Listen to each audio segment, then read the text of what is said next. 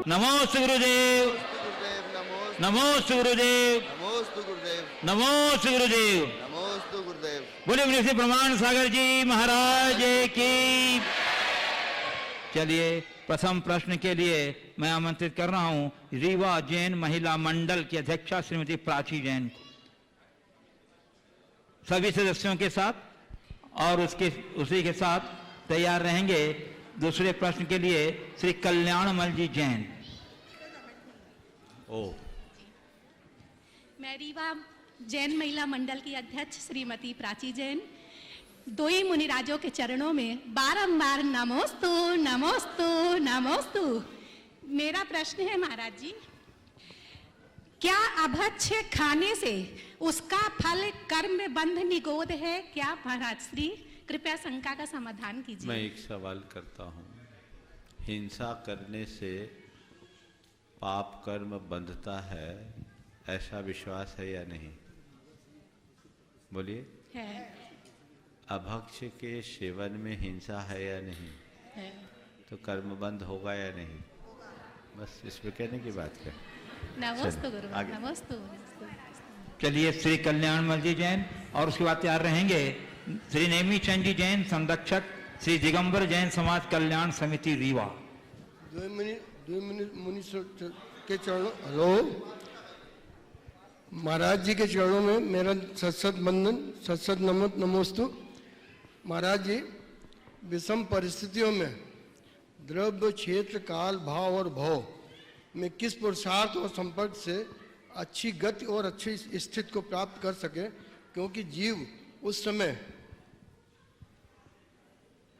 उसका सारा विवेक, समझ और सोच और उसका संपर्क उसी के आसपास रहता है और उसी में रच कर दुखी मानता रहता है। देखिए, सबसे पहले तो मैं आप सबसे बोलता हूँ, एक बार सब लोग नमन कर लो पूरे कुनबे का, ताकि बीच बीच में नमोस्तु का समय बच सके। एक बार कर लो, सब लोगों को मैं आशीर्वाद दे देता हूँ, है ना। और अब आगे से जो सवाल करेंगे केवल सिर झुका के नमन करेंगे और सीधे अपना सवाल करेंगे, है ना, ताकि समय बच जाए। मैं देख रहा हूँ इनके पास ढेर सारी पर्चियाँ हैं, अगर ऐसा नहीं करोगे तो आप ही लोग वंचित होंगे। देखिए, विषम परिस्थितियों में द्रव्यक्षेत्र काल भाव और भाव की बात आपने की है। परिस्थितियाँ क्या है? द्रव्यक्षेत्र काल भाव 4 है मुख्य रूप से, इनके अनुसार बनती है, बदलती है।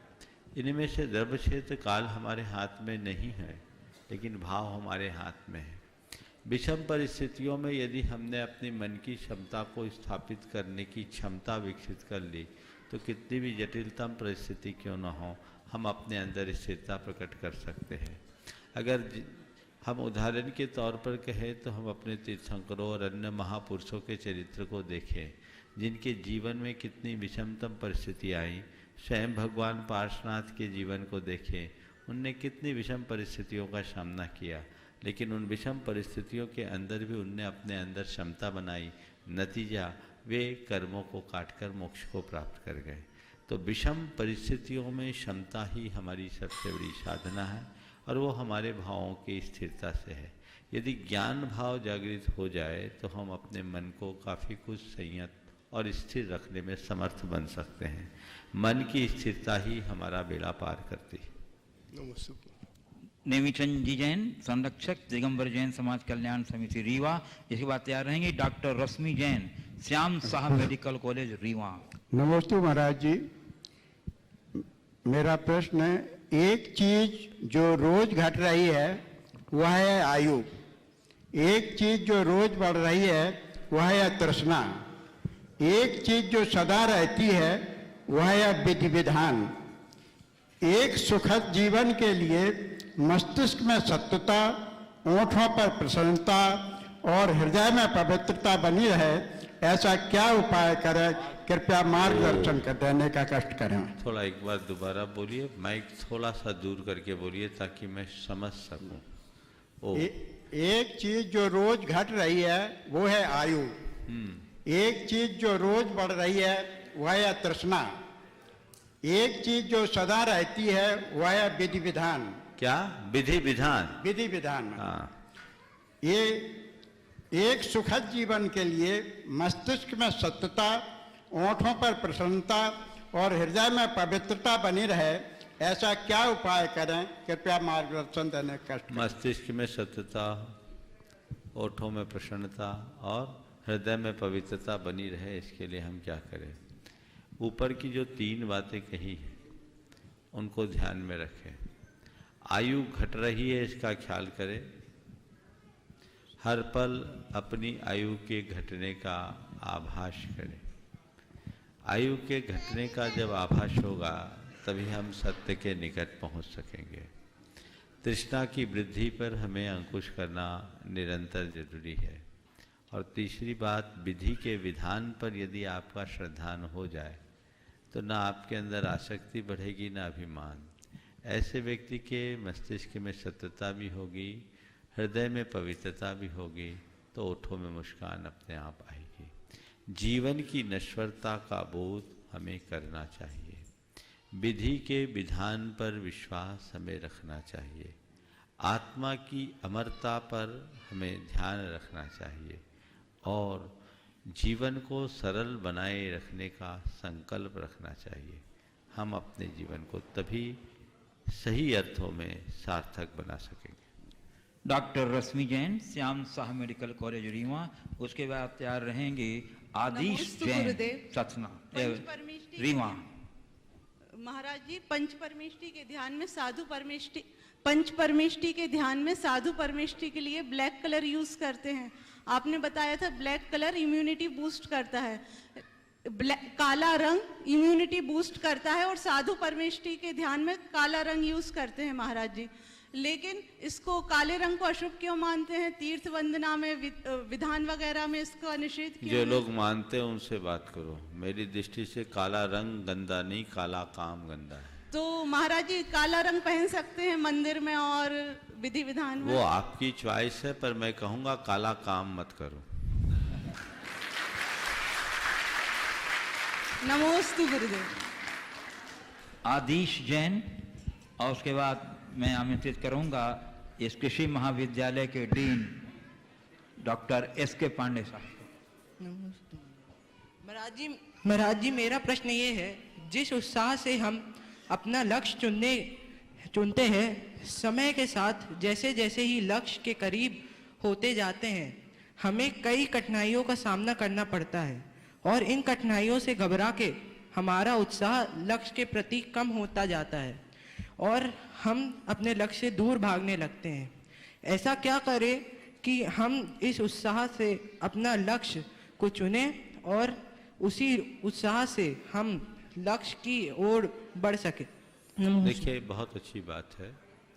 मनुष्य के जीवन में सबसे पहली आवश्यकता है कि वो एक सही लक्ष्य का चुनाव करे और दूसरी बात, उस लक्ष्य की पूर्ति के लिए सतत संकल्पित रहे। जब तक लक्ष्य की पूर्णता न हो, चैन से न बैठे। लेकिन जहाँ तक लक्ष्य की पूर्ति में आने वाली बाधाओं से हतोत्साहित होने का सवाल है, उसके लिए एक प्रयोग करा जाए।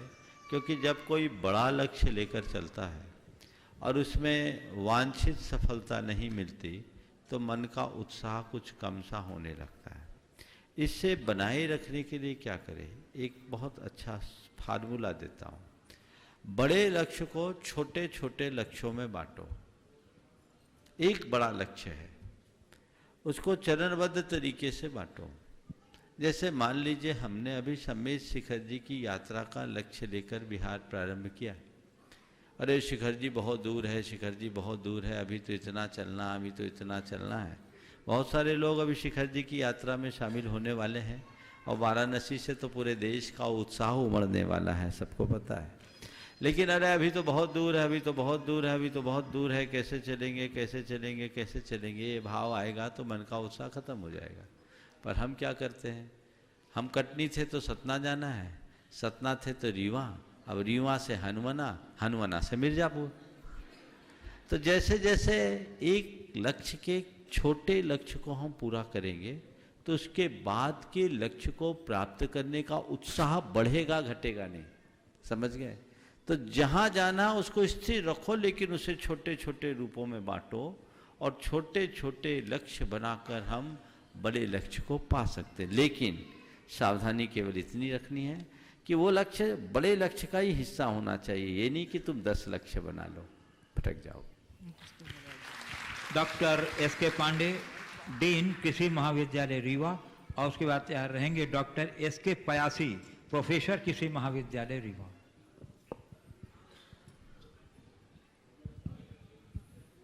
मुनिवर के चरणों में कोटसह नमन।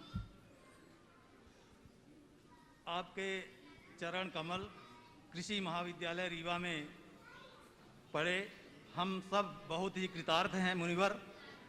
मैं आपको बता दूं कि कृषि महाविद्यालय रीवा एग्रीकल्चर यूनिवर्सिटी पूरे भारतवर्ष में ऐसी यूनिवर्सिटी का भाग है जो कि विश्व में 9वां स्थान प्राप्त करता है। थोड़ा सा मास्क नीचे करके, हाँ। और साथ ही साथ यहाँ के अनुसंधान विस्तार और कृषि से संबंधित सभी गतिविधियों में नंबर 1 स्थान रखता है पूरे भारतवर्ष में। इस आयोजन का जो नेतृत्व कर रहे हैं डॉक्टर ए.के. जैन, जो कि हमारे सहयोगी हैं, वो भी एक अंतर्राष्ट्रीय ख्यातिलब्ध वैज्ञानिक हैं कृषि के क्षेत्र में। मुनिवर, सिर्फ एक प्रश्न हमारा है और उम्मीद है कि ये सहज प्रश्न सबके मन में होगा कि मनुष्य में 2 भाव हमेशा बने रहते हैं, एक निगेटिव थिंकिंग रहती है, एक पॉजिटिव थिंकिंग रहती है। लेकिन जो उसकी मात्रा है वो निगेटिव की ज़्यादा रहती है, और शायद इसीलिए मैं विशेषकर अपने महाविद्यालय के बारे में अगर बात करूं तो पूरे प्रयास के बावजूद हम उस सफलता को बच्चों के बीच में नहीं प्राप्त कर पाते हैं, शायद इसी भाव के कारण।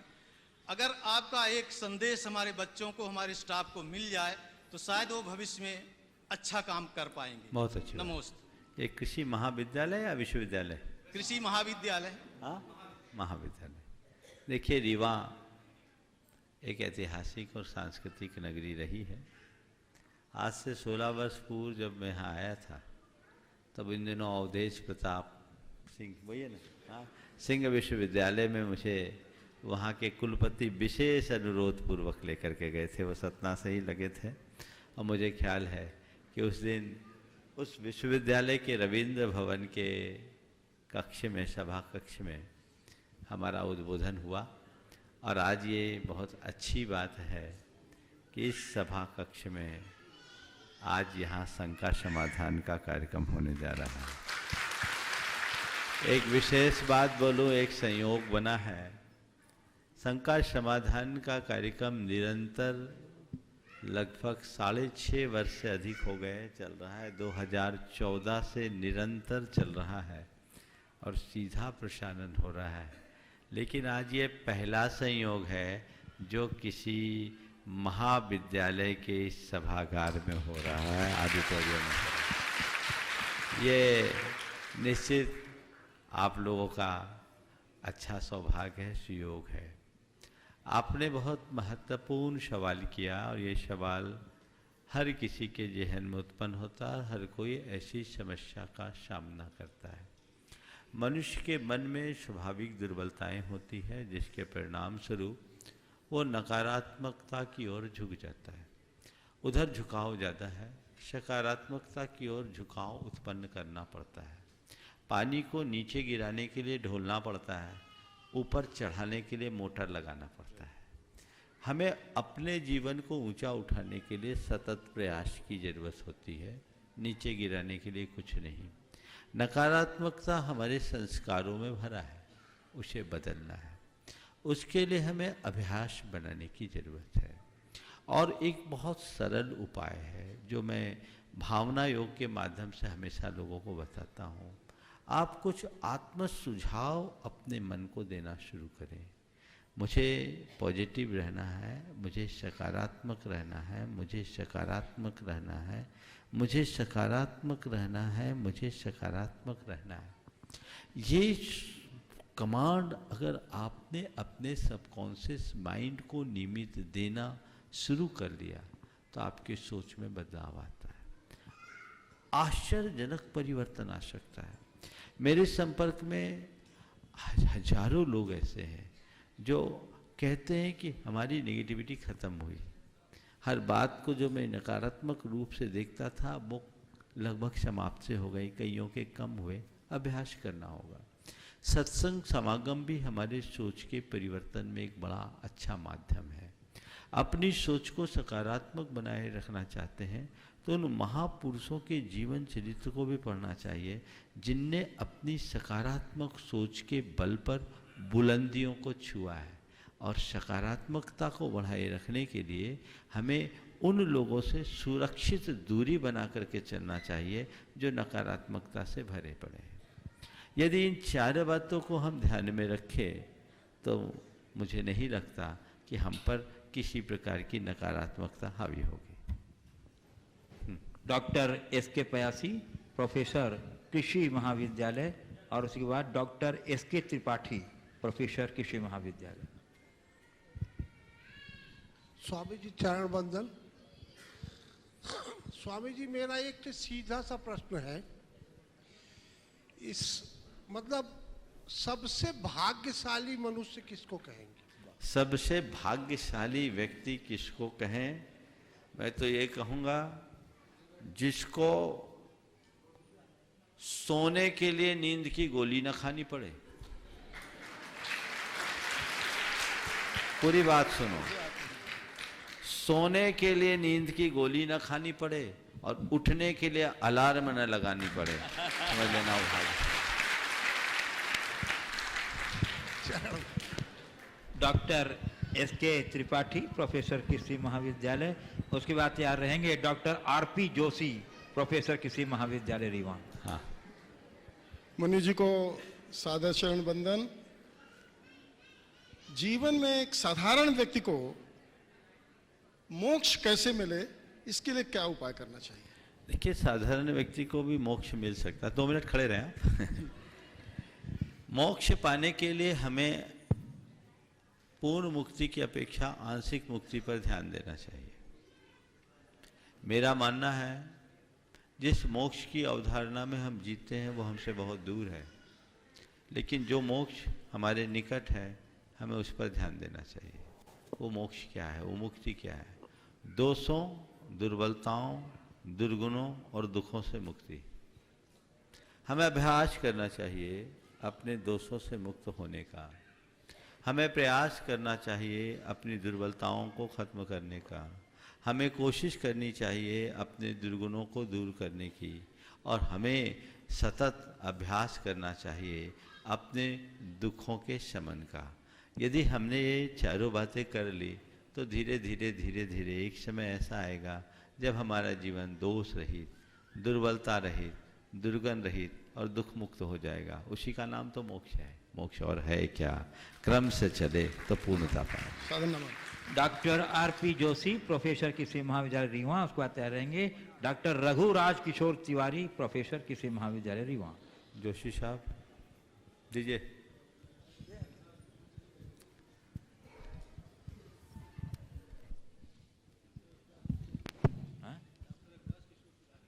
गुरु जी के चरणों में प्रणाम करते हुए।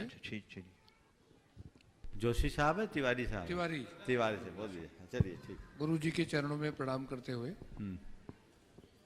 व्यक्ति के मन में हमेशा एक इस बात की चिंता रहती है कि लोग क्या कहेंगे। तो एक अंतर्द्वंद रहता है कि अच्छा करने के बाद भी लोग अच्छा नहीं कहते, और कई बार बुरा करने के बाद भी लोग अच्छा कहते हैं। तो इस बात की कितनी चिंता करनी चाहिए आगे बढ़ने के लिए और कुछ अच्छा करने के लिए कि लोग क्या कहेंगे? देखिए, लोग क्या कहेंगे इस पर बिल्कुल ध्यान नहीं देना चाहिए। मैं तो आपसे एक सूत्र देता हूँ। मैं कुछ अच्छा कार्य करूँ ये मेरा पुरुषार्थ है, दुनिया उसे अच्छा माने ये मेरा प्रारब्ध है। मेरे वश में मेरा पुरुषार्थ है, प्रारब्ध नहीं। तो मैं अच्छा करूँ ये मेरे हाथ में है। लोग उसे अच्छा माने न माने वो उनके हाथ में। हमें लोग क्या कहेंगे इसे भूल जाना चाहिए, प्रभु क्या कहेंगे इसे ध्यान रखना चाहिए। लोग क्या कहेंगे ये सोचना फैशन है, और प्रभु क्या कहेंगे ये सोचना धर्म है। यदि हम ऐसा कर लेंगे तो जीवन बदलेगा। अगला अगले प्रश्न के लिए तैयार रहेंगे डॉक्टर प्रभाकर चतुर्वेदी, अध्यक्ष लक्ष्मण बाग गौशाला समिति, और उसके बाद तैयार रहेंगे श्री जुगल किशोर जी, कनोडिया, विंध्य व्यापार मंडल, रीवा। नमो नमः। जो पारस सोना करे वो पारस है कच्चा, जो पारस पारस करे वो पारस है सच्चा। सच्चा वही सच्चा, उसके उपाय और उपादेय आपके श्री चरणों में कृपा कैसी बने। यह बहुत अच्छा सवाल किया है। जो पारस सोना करे वो पारस है कच्चा, जो पारस पारस करे वो पारस है सच्चा। आपने पूछा है सच्चा पारस हम कैसे बने। सच्चे पारस के संसर्ग में आ जाओ तो सच्चा पारस बन जाएंगे, उसमें क्या बात है। देखिए, हम सब ने सुना है कि पारस मणि नाम की कोई मणि होती है जो लोहे को सोना बनाती। किसी ने देखा है क्या? किसी ने? पंडित जी साहब आपने? कोई ने नहीं देखा ना। सदियों से सुना है, देखा नहीं, पर हमने देखा है। देखा ही नहीं, लाभ उठाया है, अनुभव भी किया है। वो क्या है? सदगुरु पारसमणि है, जो अपने संपर्क में आने वाले को पूरा पारस बना देते हैं। जिस दिन मैं सदगुरु की शरण में गया, उन्होंने मुझे पारस बना दिया। तो वो शरण स्वीकार करें अगर हम सदगुरु की, जीवन पारस बनेगा, इसमें कोई संशय नहीं। श्री जुगल किशोर जी, कनोडिया, विंध्य व्यापार मंडल, रीवा। और उसके बाद तैयार रहेंगे doctor CJ Singh and Shrimati Kinjal Shri Singh, कृषि विज्ञान केंद्र, रीवा। गुरु जी प्रणाम। प्रेम क्या है और कैसे इसको प्राप्त किया जा सकता है? प्रेम क्या है और इसे कैसे प्राप्त किया जा सकता है? व्यक्ति के प्रति आंतरिक अनुराग का नाम प्रेम है। देह के प्रति अनुराग होना, देहाकर्षण होना प्रेम नहीं। आत्मा से लगाव होना सच्चा प्रेम है। वो आंतरिक अनुराग है जो हमारे भीतर की सात्विक स्नेह की अभिव्यक्ति है, जिसमें किसी भी प्रकार के लेन देन की बात न हो, स्वाभाविक झुकाव की बात हो, और वह आत्मानुराग।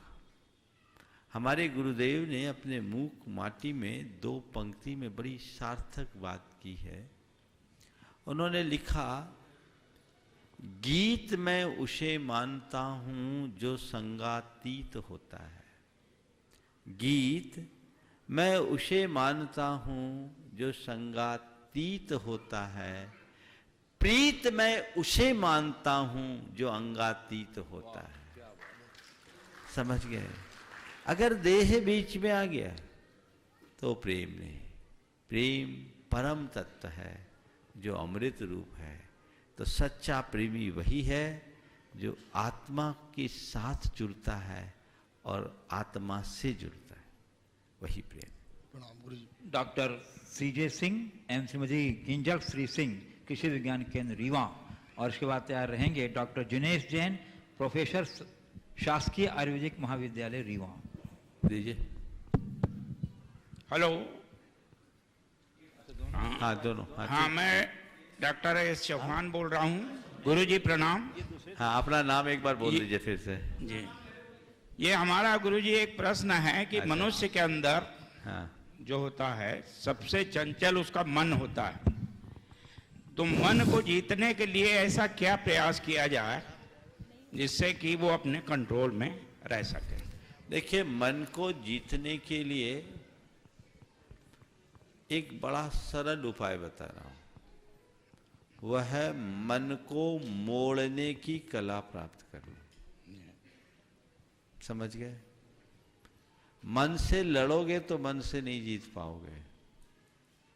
मन को मोड़ोगे तो आगे चलकर मन को मरोड़ने में भी समर्थ हो जाओ।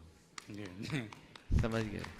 तो पहले मोड़े फिर मरोड़े, लड़े नहीं, मोड़ने के लिए क्या करें?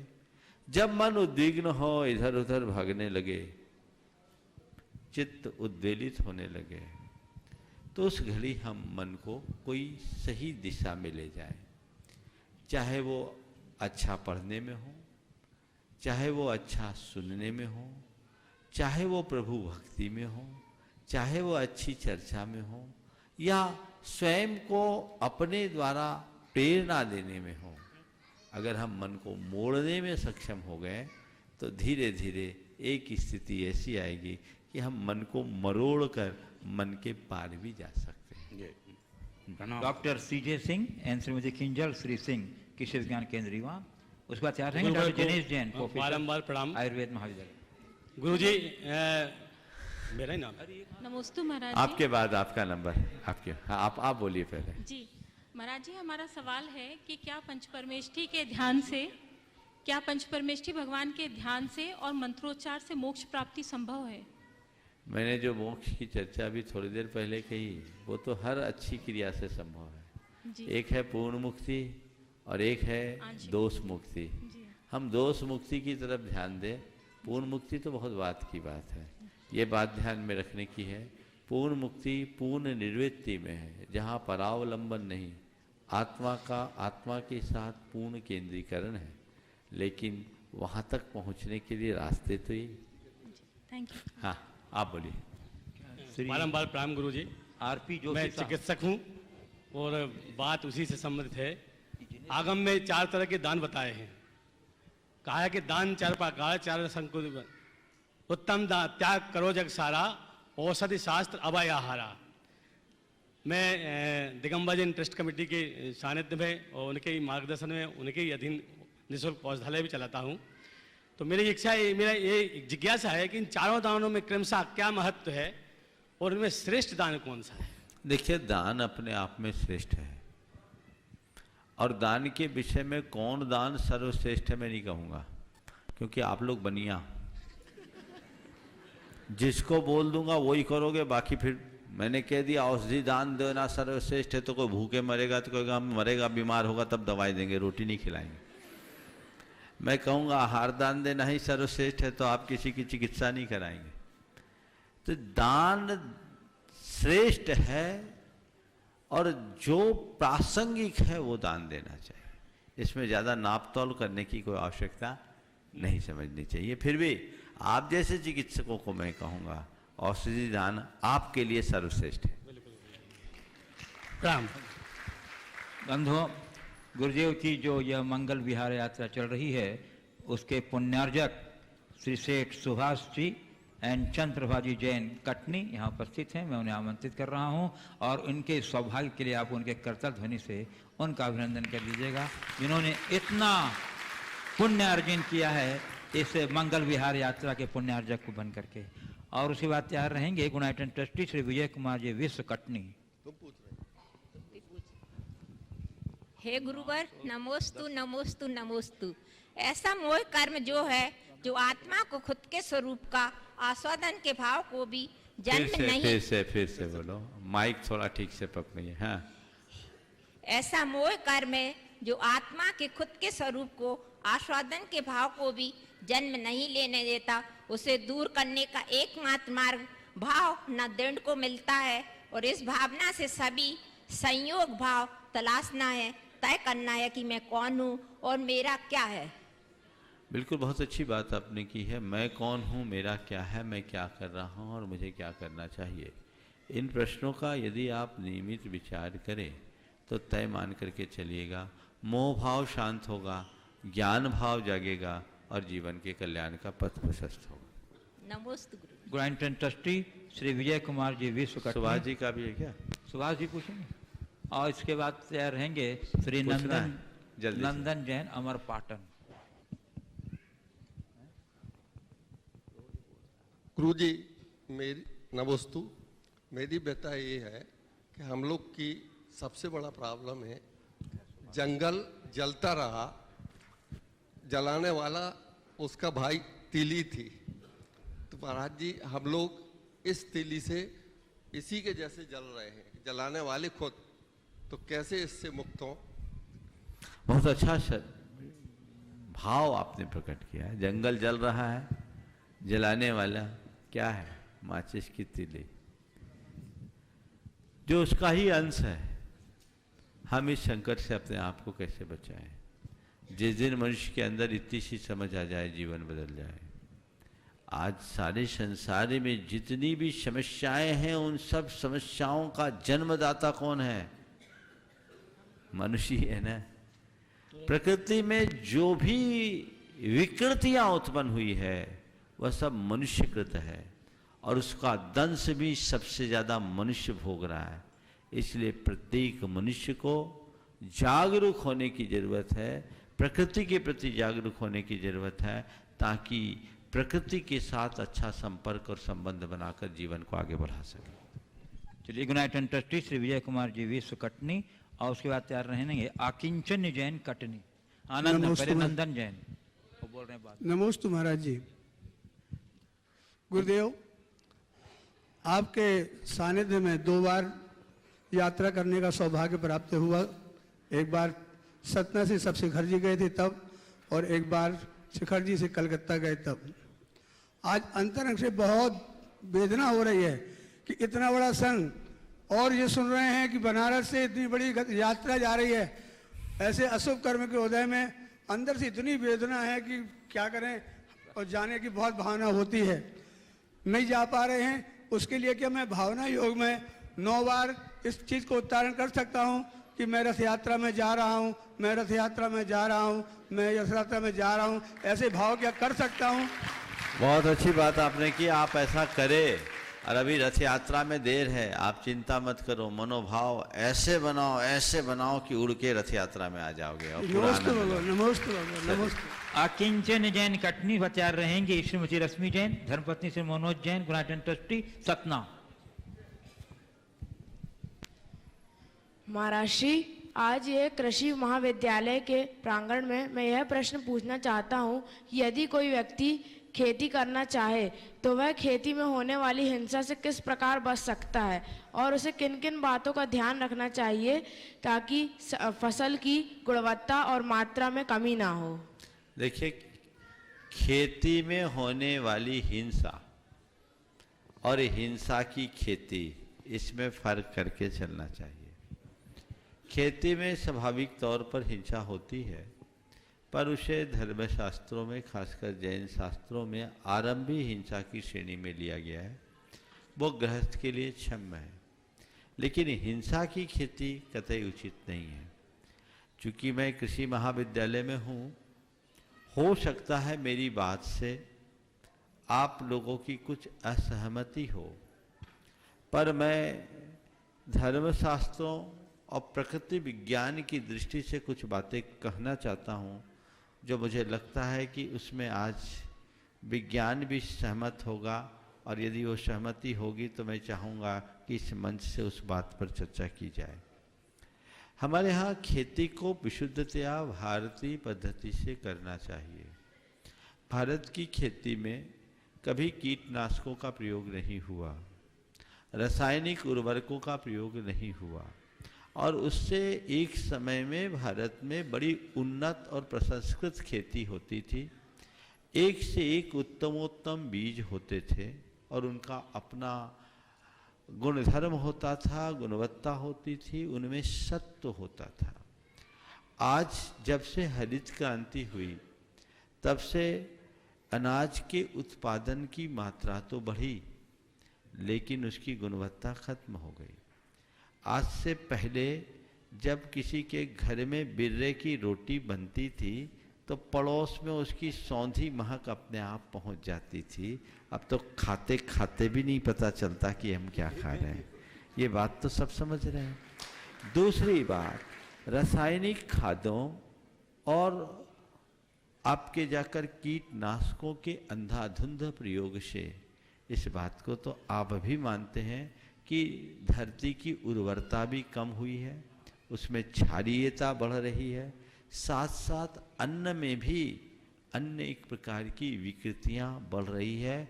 अनाज में कीटनाशकों का, फल सब्जियों में कीटनाशकों के प्रयोग का दुष्परिणाम ये आ रहा है कि हर व्यक्ति का शरीर जहरीला होता जा रहा है। आए दिन कैंसर, लीवर की बीमारी, किडनी की बीमारी, इस तरह की बीमारियों की जो मात्रा बढ़ रही है, तादाद बढ़ रही है, वो इस बात का प्रमाण है कि ये प्रदूषित अन्न का परिणाम है। हमें इसके प्रति जागरूक होना चाहिए, जागरूकता लानी चाहिए और अब एक परिवर्तन आना चाहिए। मैं एक कृषि विद्यालय में था, कृषि महाविद्यालय में अभी कुछ दिन पहले जब बड़वानी से आ रहा था, तब थोड़ी देर के लिए विश्राम के लिए बैठा था। वहाँ एक बोर्ड लगा था, मुझे पढ़कर बड़ी प्रसन्नता हुई। उस बोर्ड में सरकार के द्वारा जैविक खेती को प्रोत्साहित करने का उल्लेख किया गया था। शायद ये पूरे प्रदेश स्तर पर होगा, देश स्तर पर होगा। तो जैविक खेती को बढ़ावा देना चाहिए और अब ऐसे अनेक प्रयोग हुए कि 3-4 साल के बाद जो पूरी तरह जैविक खेती कर रहे हैं, उनके अन्न के या फसल के उत्पादन की मात्रा भी बढ़ रही है। उन्हें किसी प्रकार के कीटनाशकों का प्रयोग करने की भी ज़रूरत नहीं पड़ रही है और ऑर्गेनिक होने के कारण, पूरी तरह रसायन मुक्त होने के कारण, गुणवत्ता अच्छी होने से उन्हें अच्छा लाभ भी मिल रहा है। तो इस बात की जागरूकता पूरे देश में होनी चाहिए, देश क्या पूरे विश्व में होनी चाहिए। मैंने सुना है कि ताइवान और डेनमार्क जैसे कुछ देश ऐसे हैं, मैंने सुना है, वास्तविकता तो अभी आपको बताई जाएगी, जहाँ पूरी तरह रसायन मुक्त खेती होती है और वो बहुत अच्छे तरीके से कर रहे हैं। आज गोबर समाप्त होता जा रहा है, गोवंश ही नष्ट हो रहा है। अगर गोवंश के माध्यम से उत्पन्न खाद और अन्य माध्यमों से प्राप्त जैविक खादों का प्रयोग किया जाए, गोमूत्र का इस्तेमाल किया जाए, फसल रक्षक घोल का प्रयोग किया जाए, तो हमें कीटनाशकों की ज़रूरत ही नहीं पड़ेगी और उससे हम अहिंसा के पालन के साथ साथ अन्न का, फसल का अच्छे से उत्पादन कर सकेंगे और पूरे देश के सुदीर्घ स्वास्थ्य की सुरक्षा भी कर सकेंगे। इस दिशा में प्रयास करना चाहिए और मैं चाहूँगा यहाँ के प्राचार्य महोदय इस विषय में अपना मत प्रकट करें। जो मैंने बात की है वो कितनी व्यवहारिक है और कितनी प्रैक्टिकल है, क्या ये संभव है या नहीं। आप डीन साहब बोलिएगा। डीन साहब, हाँ, माइक डीन साहब को दीजिए, खड़े हो जाए अपने साथ पर। डीन साहब माइक में बोल। मुनिवर पुनश्च। हाँ, बोलिए बोलिए बोलिए। बहुत ही सामयिक प्रश्न एक बच्ची के द्वारा किया गया। आज न सिर्फ हमारे देश में बल्कि पूरे देश के वैज्ञानिकों का ध्यान, विशेषकर कृषि वैज्ञानिकों का ध्यान इस ओर यानी जैविक खेती की ओर गया है और जिस खेती को, पारंपरिक पद्धति को जो हम धीरे धीरे छोड़ चुके हैं, फिर से हम भारत में जो पूर्व में ऋषि मुनियों के द्वारा जो अपनाई जाती थी खेती, पूर्ण रूप से विदेशों के भी वैज्ञानिक इस ओर अग्रसर हैं। बहुत और मैं आपको बताते हुए बहुत हर्षित हो रहा हूं कि हमारे देश में जो केंद्रीय जैविक अनुसंधान जो केंद्र है वो गाजियाबाद में है, मेन सेंटर, और मध्य प्रदेश में उसका सब सेंटर जबलपुर में है, जो कि हमारे कृषि विश्वविद्यालय के समीप है। इन केंद्रों के माध्यम से सभी कृषि महाविद्यालयों और सभी कृषि विज्ञान केंद्रों के द्वारा हमारे जो जुरिडिक्शन में जो फार्मर्स आते हैं, जिले के जो किसान आते हैं, घर घर में हम ऐसी बहुत सी जो विधाएं हैं जैविक खेती करने की वो हम पहुंचा रहे हैं और उससे बहुत ही आशातीत सफलता मिल रही है। न सिर्फ हम जैविक खेती की ओर बल्कि हम कहते हैं सोने में सुहागे वाली बात हम करते हैं। जब खेती को हम रसायन रहित तो करते ही हैं, अपनी देसी पद्धतियों के द्वारा जो हमारे देसी सीड्स होते हैं, बीज होते हैं, उनको भी हम प्रमोट करते हैं। एक उदाहरण मैं बताऊं कि गौवंशी पशु पूरे विश्व में जो विशेष लक्षण वाला पाया जाता है सिर्फ और सिर्फ हमारे देश में पाया जाता है। हमारे देश में जो भी गाय की नस्लें हैं जो कि हम्प युक्त होती हैं, जिनमें डील होती है, वो सिर्फ और सिर्फ हमारे हिंदुस्तान में पाई जाती हैं और उनमें बहुत सी विलक्षण गुण तो हैं ही, साथ ही साथ अगर हम ऑर्गेनिक फार्मिंग करके यानी दुग्ध जो मिल्क प्रोडक्शन ऑर्गेनिक फार्मिंग करके उसको हम A2 मिल्क प्रोड्यूस करते हैं।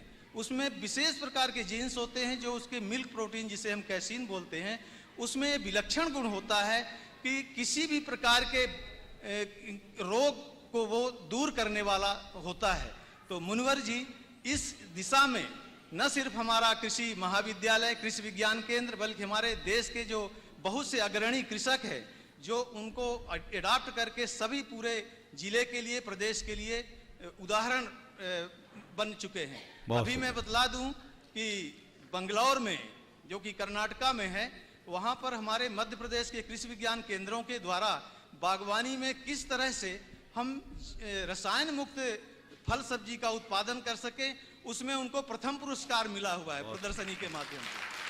तो कोटिशः धन्यवाद हमें पुनः अवसर देने के लिए। बहुत ही अच्छी जानकारी आपके माध्यम से मिली और मैं चाहूँगा कि इस बात का अच्छे से प्रचार प्रसार हो, लोग भी अपने अपने माध्यमों से करें और जो भी कृषक बंधु हैं वे धीरे धीरे जहर उगाने की जगह फसल उगाने का काम करें, धरती को जहरीला ना बनाए और खुद को सुरक्षित रखें, औरों को भी सुरक्षित रखने का प्रयास करें। श्रीमती रश्मि जैन, धर्मपत्नी Shri Manoj Jain, grant and trustee Satna. Maharaj Shri, मेरा जो प्रश्न था उसके आंसर्स तो मुझे मिल गए। वाह लगता है जैसे मेरा क्वेश्चन किसी ने ले लिया। चलिए ठीक है, कोई बात नहीं। और कोई दूसरा है? मैं क्वेश्चन को जरा सा ट्विस्ट करती हूँ बस। बहुत बढ़िया। आज के इन्वायरमेंट में मुझे ये लगता है कि प्लांटेशन बहुत ज़्यादा ज़रूरी है और मैं देख रही हूँ कि लोगों के अंदर अवेयरनेस अभी भी बहुत कम है। मतलब उनके इतने बड़े बड़े प्लॉट्स हैं, खाली पड़े हैं, ऐसे ही पड़े हैं, कोई प्लांटेशन में ध्यान नहीं देता। तो मैं चाहती हूँ कि मेरा एक प्रोजेक्ट ऐसा हो कि मैं कैसे लोगों के अंदर अवेयरनेस लाऊं कि एक व्यक्ति भी अगर एक पेड़ लगाता है तो आने वाली जनरेशन के लिए हम कितना बड़ा योगदान करके जाएंगे। बहुत सुंदर। तो मुझे प्लीज आप मार्गदर्शन दीजिए। देखिए, सबसे पहले तो रश्मि जी बहुत अच्छा काम कर रही है और ये पूरे लैंडस्केपिंग का काम करती है एज ए आर्किटेक्ट, लेकिन पूरी तरह जैविक पद्धति से उन्होंने कई बड़े बड़े प्रोजेक्ट्स किए हैं। ये बहुत अच्छी बात है। आप पर्यावरण की रक्षा के लिए बहुत अच्छा काम कर रहे हैं। आपने बहुत अच्छी बात की कि एक व्यक्ति अगर एक पेड़ लगाता है तो कितना बड़ा काम करता है। हम कई पीढ़ियों को साफ स्वच्छ श्वास लेने का अवसर दे रहे हैं, पूरी प्रकृति के संरक्षण में अपना महत्वपूर्ण योगदान दे रहे हैं। लोग प्रकृति का अंधाधुंध दोहन तो करते हैं, संरक्षण की दिशा में प्रयास कम होता है। लोगों को ये होना चाहिए, मैं तो कहता हूँ लोग जन्मदिन मनाए ना तो एक पेड़ भी साथ में लगाएं, वो आने वाली पीढ़ी के लिए बहुत अच्छा होगा। हमें पानी का संरक्षण करना चाहिए, धरती का संरक्षण करना चाहिए और वृक्षों का संरक्षण करना चाहिए। जल स्रोतों को सुरक्षित रखने का प्रयास करना चाहिए, तभी हम कुछ अच्छा कर पाएंगे। आपका सुझाव बहुत अच्छा है और इस दिशा में सभी को प्रयास करना चाहिए। नमस्ते। कुमारी प्रांचल जैन, जिन्होंने बहुत ही परिश्रम से आचार्य श्री पूज्य मुनि श्री का एक रेखा चित्र बहुत अल्प समय तैयार किया है और अपनी भावना भी व्यक्त करेगी और अपने प्रश्न भी रखेगी। और उसके बाद मैं आमंत्रित करूंगा इंजीनियर श्री रमेश जी जैन सतना, जो ग्रांट एंड ट्रस्टी भी हैं और इस पूरे मंगल विहार यात्रा के पुण्यार्जक परिवार के एक सक्रिय सदस्य भी हैं। जल्दी आ जाइए कुमारी प्रांचल जैन।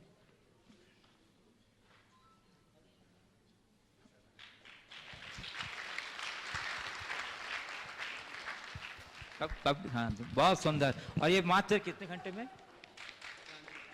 आज ही बनाई, आज ही बनाई।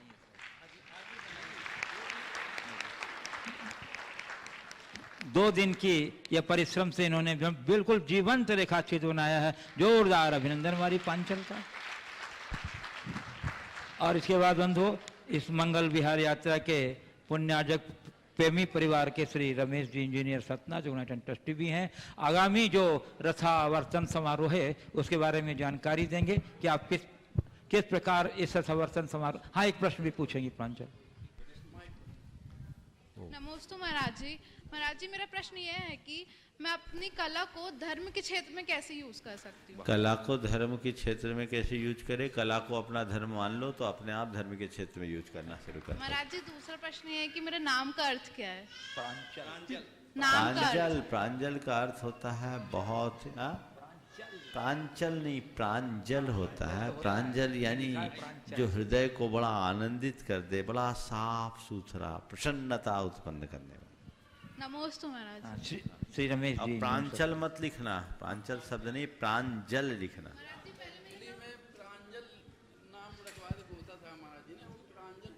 वो आजकल की वो स्पेलिंग के कारण प्रांजल है, प्रांचल नहीं। हाँ। परम पूज्य मुनि श्री 108 प्रमाण सागर जी महाराज जी की। जैसा कि आप सभी को विदित है, परम पूज्य मुनिवर का विहार अनेक शहरों नगरों से होता हुआ शिखर जी की ओर चल रहा है। हम सभी को एक ऐसा अवसर मिलने वाला है। आप लोग धार्मिक गतिविधियों में लगे रहते हैं, बहुत से ऐसे अवसर आपको मिलते भी होंगे, 100 अवसर मिलते होंगे कि आप उन शुभ अवसरों के माध्यम से कभी विधान करते होंगे, कभी धार्मिक यात्राएं करते होंगे। बहुत सी धार्मिक यात्राएं आपने की भी होंगी, हो सकता है रथ यात्रा के माध्यम से भी की हो, और ऐसा भी अवसर आया हो कि रथ यात्रा पद यात्रा के साथ भी संपन्न हुई हो। ऐसा भी अवसर आया हो कि देवशास्त्र गुरु का समागम भी उस यात्रा में मिला हो। लेकिन एक ऐसी यात्रा होने जा रही, अद्भुत यात्रा कि जिसका अवसर शायद ही आपको कभी मिला हो, और वो अवसर अब प्राप्त होने जा रहा है। वो यात्रा है बनारस से पार्श्वनाथ भगवान की जन्मभूमि से निर्माण भूमि तक, बनारस काशी से शिखर जी तक की यह यात्रा बनारस से 4 मार्च को रथावर्तन महोत्सव प्रारंभ होगी और विभिन्न कस्बों को, शहरों को, नगरों को इस यात्रा के माध्यम से, करुणा यात्रा के माध्यम से लाभ मिलते मिलते ये यात्रा मार्च के अंतिम सप्ताह में सम्मेद शिखर जी में संपन्न होगी। सम्मेद शिखर जी में परम पूज्य मुनिवर के सत्संग सानिध्य में हम सभी तीर्थराज सम्मेद शिखर जी की वंदना करेंगे। आप सभी लोग इस यात्रा में शामिल होने का अपना भाव बनाएं, अपनी मानसिकता बनाएं। प्रमाणिक ऐप में इस यात्रा की सारी जानकारी दी गई है। आपको वहां पर जो इस फॉर्म है वो फॉर्म फिलअप करना होगा ताकि आपकी व्यवस्था आपके अनुरूप बनाई जा सके। रास्ते की सारी व्यवस्थाएं बनाई गई हैं। आपके आवास की समुचित व्यवस्था है, आपकी भोजन की समुचित व्यवस्था है, आपकी दैनिक क्रियाओं की समुचित व्यवस्था है। निवेदन सिर्फ इतना है मेरा कि अभी ये व्यवस्था महिलाओं या बालिकाओं के लिए नहीं है। मुनिवर की करुणा है, मुनिवर की कृपा है, आखिरी सप्ताह तक ये व्यवस्था बालिकाओं महिलाओं के लिए भी की जाएगी। ऐसा मुझे परम पूज्य मुनिवर से पूरा आशा है कि परम पूज्य मुनिवर हम सभी के ऊपर ऐसी कृपा करेंगे। प्रमाणिक ऐप में सारी जानकारी है, आप वहां से ये जानकारी लेकर, जब तक आप जानकारी नहीं देंगे आपको रथ यात्रा में शामिल होने का अवसर नहीं मिलेगा। क्योंकि जैसे ही जानकारी लोड हुई है, हजारों की तादाद में तो फॉर्म अभी आ चुके हैं, तो वो फॉर्म आप भरेंगे, हम सबको स्क्रूटनी करना पड़ेगी। तो आप शीघ्रता से अपने मनोभाव प्रमाणिक ऐप के माध्यम से व्यक्त कर दें ताकि हम सभी आपकी इस यात्रा के लिए व्यवस्था बना सकें। नमोस्तु गुरुवर। ओम। देखिए बात ऐसी है, मैं देख रहा था जैसे महिलाओं के लिए मना किया, इन लोगों का चेहरा उतर गया। लेकिन घबराने की बात नहीं है, क्योंकि इतनी लंबी यात्रा है और सब प्रकार की सुविधाएं सबके हिसाब से नहीं बनती, इसलिए एक व्यवस्था बनाई। महिलाएं जो अपने परिवार के साथ हो, अपनी व्यवस्था से हो, बीच में रह सकती हैं। लेकिन घबराने की बात नहीं है। आखिरी सप्ताह में जब सम्मेद शिखर के निकट पहुंचेंगे वहाँ सबको सुविधा हो जाएगी, क्योंकि उस दौर में सम्मेद शिखर आने जाने में आपको कोई दिक्कत नहीं हो सकेगी। वो पूरी यात्रा के लिए जो अधिक उम्र के लोग हैं, जो बीमार हैं, अशक्त हैं, वो थोड़ा दूर से अनुमोदना करें। स्वस्थ हो, चल सके, समर्थ हो सके, आनंद ले सके, ये लोग आए। बहुत सारे लोगों ने, जैसा मुझे अभी सूचना दी गई, विधिवत कल से ही प्रमाणिक ऐप एक्टिव हुआ है और उसमें अनेक प्रविष्टियां आ गई है। आप लोग वंचित न रह जाओ। इसलिए जिन्हें भी इस अवसर का लाभ लेना है, यह जीवन का एक अमूल्य क्षण है, अमूल्य अवसर है, लाभ लेने का प्रयास करना चाहिए। एक लगभग 4 सप्ताह का महा महोत्सव लगातार। एक पंचकल्याणक तो 7 दिन में सिमट जाता है, लेकिन ये समझ लो ये 4 पंचकल्याणक से बढ़ करके का आयोजन है। आनंद ही आनंद आएगा। आप सब अब तो शीघ्रता से उसकी प्रतीक्षा कीजिए और देव शास्त्र गुरु के साक्षी में जन्मभूमि से निर्माण भूमि तक के इस महा यात्रा का आनंद लीजिए। मैं आमंत्रित कर रहा हूँ रीवा समाज के अध्यक्ष श्री विजय जी अजमेरा को, और उसके बाद तैयार रहेंगे नूपुर जैन सिद्धि जैन मेडिकल कॉलेज रीवा। मुनि चरणों में नमस्तु नमस्तु नमस्तु। गुरुवर, आपका एक हाइकू है, क्रोध पर नियंत्रण प्राप्त करने के लिए क्रोध के प्रति जागरूक होना जरूरी है, परंतु क्रोध तो बहुत तुरंत आ जाता है, उसके प्रति जागरूक कैसे होवें? देखिए, ये तो हाइकू नहीं है, ये मेरा एक कोट है, समझ गए। हाइकू का नियम अलग होता है। हमने हाइकू नहीं लिखी, हाइकू गुरुदेव ने लिखी है। 5, 7 और 5 इस तरह 3 पंक्तियों की कविता का नाम हाइकू है, जिसमें पहले पंक्ति में 5 अक्षर, दूसरी पंक्ति में 7 अक्षर और तीसरी पंक्ति में 5 अक्षर होते हैं। हमने हाइकू नहीं लिखी, हाइकू गुरुदेव लिखते हैं। ये बहुत सारे कोट्स जो आपको दिख रहे हैं वो है। आपने पूछा है क्रोध की प्रति जागरूकता। क्रोध की अवस्था में क्रोध के प्रति जागरूक होना कठिन है, लेकिन शांत अवस्था में यदि आप अभ्यास करें और अपने मन को एक कमांड दें कि मुझे शांत रहना है, मुझे शांत रहना है, मुझे शांत रहना है, तो आप क्रोध के प्रति काफ़ी जागरूकता उत्पन्न कर सकते हैं। नमस्ते। नूपुर जैन सिद्धि जैन मेडिकल कॉलेज रीवा, और उसके बाद तैयार रहेंगे श्री प्रमोद जी कक्का शास्त्री परिवार कटनी। गुरु के चरणों में मेडिकल कॉलेज के परिवार की तरफ से 3 बार नमोस्तु। नमस्ते गुरुवर, हमारा सवाल ये है कि हमारी आज की जो जनरेशन है उनका मन ज़रा में से भटक जाता है, तो धर्म के प्रति श्रद्धा बढ़ाने के लिए हमें और क्या करना चाहिए? बहुत अच्छा सवाल किया है। थोड़ी थोड़ी बातों में मन भटक जाता है। धर्म के प्रति श्रद्धा बढ़ाए रखने के लिए क्या करना चाहिए? ऐसे निमित्तों का आश्रय लेना चाहिए जिससे धार्मिक श्रद्धा पुष्ट हो। जैसे गुरुओं के सानिध्य में आने के बाद आप सबका उत्साह और श्रद्धान बढ़ता है कि नहीं बढ़ता है? बढ़ता है। तो बीच बीच में जब डगमगाने लगे तो फिर से बैटरी चार्ज कर लो। अच्छे सानिध्य, अच्छे संपर्क से जीवन में बहुत बड़ा बदलाव आता है, और ऐसा बदलाव हमें निरंतर बना करके रखना चाहिए। अच्छे वातावरण में रहने से अच्छी प्रेरणा मिलती है, और अच्छी प्रेरणा से ही हम अपने मार्ग में स्थिर रह सकते हैं। इसलिए ऐसा प्रयास करते रहना चाहिए। इस प्रकार आप सबका समय हो गया। परम पूज्य गुरुदेव के चरणों में नमन अर्पित करते हुए मैं विराम लूंगा।